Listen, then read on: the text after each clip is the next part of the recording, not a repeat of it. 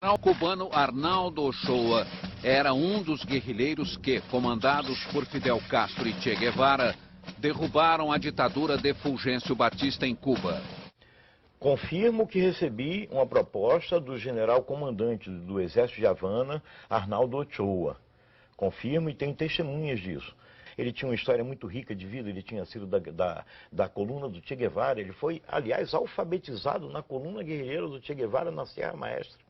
Um dia, exatamente, de noite, já bem tarde, já devia ser já um começo de madrugada, no quartel-general do Exército de Havana, ele me expõe, no mapa, ele me expõe um plano. Ele diz o seguinte: olha só, Clemente, se a gente pega aqui um barco, a gente sai de Cuba, a gente faz isso aqui, a gente consegue chegar na embocadura do Rio Amazonas sem ser detectado por ninguém, porque eu conheço os caminhos, eu já estive na Venezuela, você sabe disso, eu tenho como fazer isso.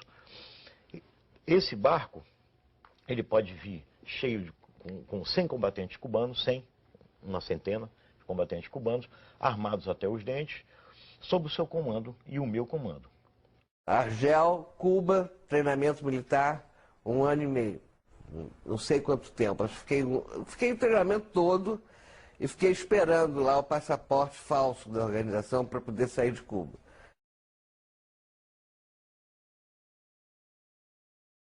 Alguma ação contra alguma autoridade militar? Chegamos a planejar, participei do planejamento e chegamos inclusive a realizá-las. Ou o senhor nos acompanha ou a gente arranja uma solução, porque eles estão nos cercando, mas nós estamos lhes cercando.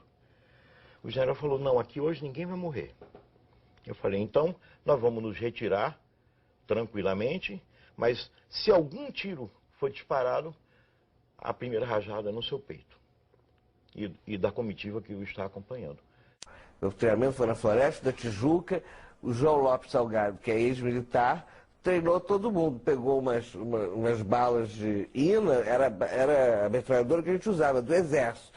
A gente roubava nas guaritas, aqui no Leblon, entendeu? Era assim. Guerra é guerra. Há um episódio polêmico na história da luta armada. Os chamados justiçamentos cometidos por guerrilheiros contra companheiros que eram suspeitos de terem cometido traições. Você participou no dia 23 de março de 71 da execução de um militante da LN, Márcio Leite de Toledo, que defendia uma pausa na luta armada e foi considerado inconfiável. Você participou diretamente da execução, então? Essa é uma informação que até hoje eu não dei. Essa é a informação que até hoje eu não dei. Porque você está perguntando, né? E na verdade verdadeira, eu acho que eu também não dei, porque também até hoje ninguém teve essa atitude de chegar e me perguntar diretamente. Participei sim da ação. A tiros, na rua, numa rua, no jardim, daqueles jardins lá de São Paulo, como você disse, no dia 23 de março de 1971. Foi um comando de 4 companheiros que participou, não fui eu sozinho. Os outros 3 estão mortos. Quando eu saí, eu não resisti. Eu disse para Miriam, se acontecer alguma coisa com algum de nós, eu volto aqui e te mato. Você nos denunciou. Aí ela ficou assim: não, Vera não, Ângela, né? Ângela, de jeito nenhum, não denunciei. Eu disse: ah, é? Empresário dinamarquês radicado no Brasil, Henning Albert Boysen, foi executado na rua Barão de Capanema, nos Jardins, em São Paulo, na manhã do dia 15 de abril de 1971. Era presidente do grupo Ultragás. Não era um inocente, um empresário, ele não foi justiçado simplesmente porque ele era um empresário. Ele foi justiçado porque ele era um quadro do sistema, ele era um quadro direto da repressão. E como tal, ele estava sujeito às sanções da guerra. Você matou o empresário Boysen? Eu participei da ação, eu dirigi a ação e fui o autor do tiro de misericórdia. E pegou o dinheiro todo, o cara morava na Nacional Copacabana, a gente pegou dólar, ele tinha dólar que não era normal, escondido, joias e quadros, peças de arte, quadro de arte, a gente levou tudo. De 69, antes do sequestro do embaixador americano, a gente muda a linha. E quem escreve essa linha sou eu, e o Franklin Martins.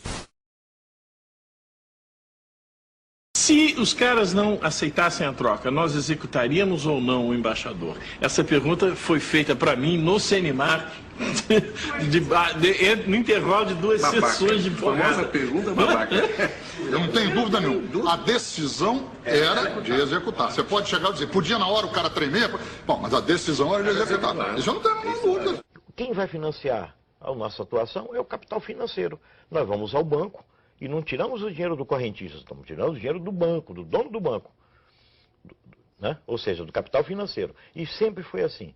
Nós assaltávamos bancos, expropriávamos o dinheiro dos bancos, expropriávamos o dinheiro dos carros pagadores. Além de ser companheiro da Dilma por esse tempo todo, nós identificávamos muito sempre, importante, gratificante, nós temos vivido muitos anos juntos, para praticarmos ações de expropriação, que nós chamávamos dos bancos. Nós íamos buscar dinheiro nos bancos, nós queríamos ter dinheiro para comprar armas. Fizemos ações de quartéis também, alguns quartéis, para pegar armas. Fazíamos ações também de caráter, vamos dizer assim, mais social. Como pegava um caminhão de carne, por exemplo, lá na Baixada Fluminense, e distribuímos aquela carne em favelas, uma coisa meio romântica. A gente fazia bastante essas ações, né? Mas era uma coisa assim meio idealista, mas fazia.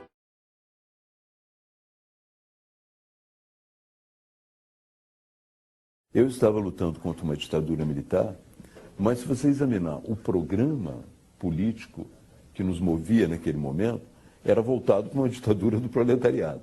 Então você não pode voltar atrás, corrigir o seu passado e dizer, olha, naquele momento eu estava lutando pela democracia.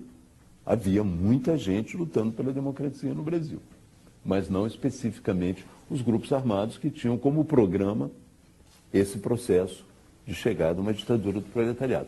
É a primeira grande visão do passado. Aí já um movimento não mais estudantil, um movimento social de tomada do poder, é isso que nós queríamos, e transformação daquilo em socialismo.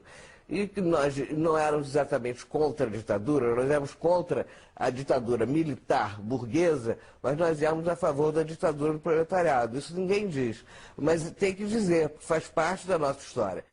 A luta armada, naquele período, não estava visando a democracia, pelo menos no seu programa. Aliar a relação que se tem com o que se lutava, com o que se lutava no passado, a relação que se tem com o chamado socialismo.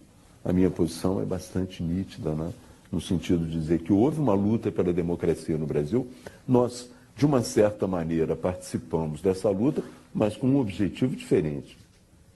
E, finalmente, nenhuma condescendência com as ditaduras de esquerda.